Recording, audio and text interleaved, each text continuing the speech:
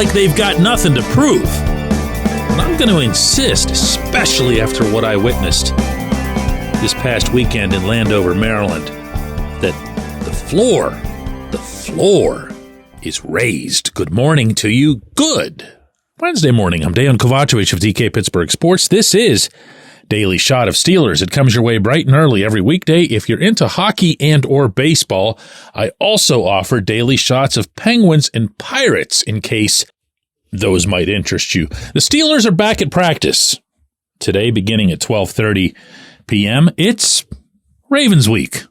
And just in case anyone thinks that even one iota of Ravens week isn't what it used to be, this was Mike Tomlin yesterday whipping out the Isaac Redmond story for the billionth time. You know, I challenge people to find their space in it. I think that's the sentiment or the attitude I have regarding the new guys, that these waters run deep and a lot of guys have carved a place out for themselves in the history of this thing. And they've come to us in a variety of ways. I'm sure at some point I'll talk to guys about Isaac Redmond being an undrafted free agent from Bowie. And everybody remembers the significant play he made in the latter portions of a game in Baltimore in time to get us out of a stadium. There's a lot of those stories. Guys like Beanie and others, man, need to hear that so they can know that they're capable as well. I think that's what the history of this thing has taught me in terms of how to introduce new guys to it. I just simply tell stories of other regular men who are willing and capable and how it played out for them. For anyone who doesn't go back far enough to remember Red Zone Redmond in 2010, catching that pass from Ben Roethlisberger, I'd say right around the 10-yard line, and then pinballing off a bunch of Baltimore guys to get into the end zone to put the Steelers ahead with 3 minutes left. That's what happened. And Redmond was an undrafted free agent. And you know how Tomlin loves to pump up his undrafted free agents. You heard him mention Beanie Bishop in there. What you might not be as familiar with is the extremes to which he will go around the locker room and poke guys individually about the rivalry. He wants everyone to understand, in particular, those who might be new to the operation, even if they're veterans, what's at hand here.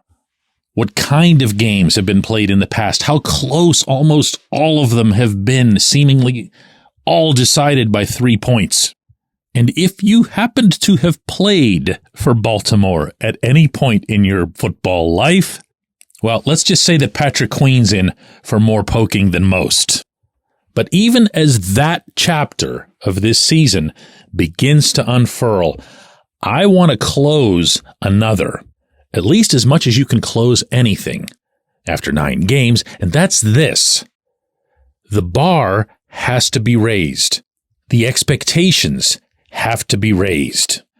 The acceptance of what it is that's okay for these Steelers to achieve the rest of the way has to be raised. And believe it or not, I'm not talking about them. I'm talking about all the rest of us. Because the idea that this was some sort of seizing upon a soft schedule or a bunch of luck or even just a general underestimation of what these guys were, all of that's out the window now. All of it. Beating the Commanders on their turf and being 7-2 before a single AFC North game, it's not going to be okay to just make the playoffs, because they could do that while being a pretty lousy team the rest of the way, right? They could win an additional 3 games out of these final 8 and make the playoffs. Similarly, and maybe this is even more important, they've become better in the various facets of the game. They've become a solid, really, when you include having the best special teams in football, an across-the-board contender. You see what you did there? You see what you cringed when I said that. They're a contender. They are a contender. How could they not be? even if you don't happen to buy where they are in the division, conference, or even the league's overall standings, you can't hide from statistics like these. Defensively, the Steelers are 9th in the NFL in allowing 302.7 yards per game. 9th. They're 2nd in the league in allowing 16.2 points per game. On the other side of the football, the one that almost nobody believed in, the Steelers are now 12th in the NFL in scoring with 23.9 points per game. And understand, when I say scoring, I'm not counting defensive touchdowns, special teams touchdowns. This is just the offense. They're 12th in 23.9 points per game. They're 18th at 326.3 yards per game. Now, 18th isn't great, but if I had told you 18th back in, August or early September, you would have jumped on it. You would have embraced it. You wouldn't even have asked any questions as to how they got there. You would have just loved it. Turnover differential. The Steelers are +9. That's the second best in football. Are they perfect? No. Are they exactly what their record says they are? On every level, yes. If they beat Baltimore this weekend, will it be an upset? No. If they beat any team they're playing the remainder of the way, will it be an upset? Well, yeah. The Chiefs are on the schedule on Christmas Day. The Chiefs are the Chiefs until they're not. And there are going to be stumbles and there are going to be setbacks. But I'm holding to this right now, that after that game against the Commanders, everything goes up a little bit. And that includes the rightful pressure, if that's the right term for it, that should be applied to this team to continue getting better. And within that, to continue being exactly what they are, which is a cringe-free contender. When we come back, J1Q. This segment of Daily Shot is brought to you by our good friends at Mike's Beer Bar. They're located on Federal Street, directly across from PNC Park. Mike has more than 500 beers on tap, including from more than 50 local breweries. Stop in and say hello. Tell Mike we sent you. Mike's Beer Bar.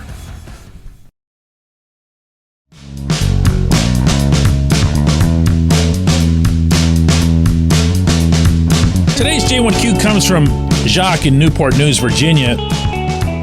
Yes, DK, after seeing the Commanders game and seeing the impact that their first-round pick has on their success, referencing obviously Jaden Daniels, why doesn't anyone talk about the Steelers' success without two of their top 3 picks from the 2024 draft having, any real noticeable impact on the 7-2 record that they've got? Well, Jacques, that's fair to bring up. I mean, it just is.